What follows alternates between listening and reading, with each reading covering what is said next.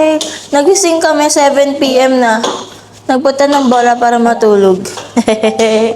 Pero ngayon, naulan, so nagdala kami ng mga umbrellas.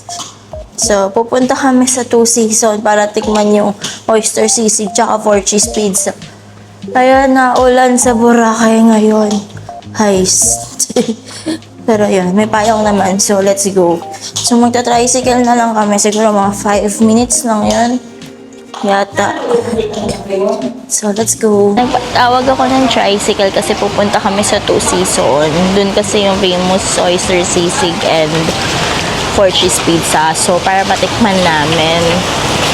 So, ayan. Nagpa-help kami kay sir na tumawag ng tricycle. So, ayan na. Diyan na yung tricycle. Sayang na mga sisan dito na yung four cheese pizza. Parang ang sarap ang bango. Tapos, ang laki ng serving nila ng mango juice. Ayan, no. Papakita ko sa inyo. Ayan. Grabe yung four cheese pizza. Ayan siya. Wow. Baka. Kaya ba? Grabe, oh.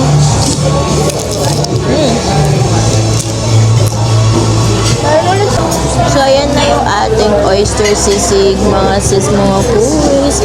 So, ang sarap. Actually, can you mix it? Mix it. Like, eto, lagay mo muna yung kalamansi.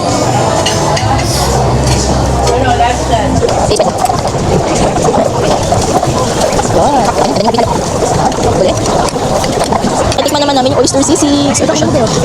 Sige na, kain na. Naman natin, tikman natin. Ito siya mga sisig.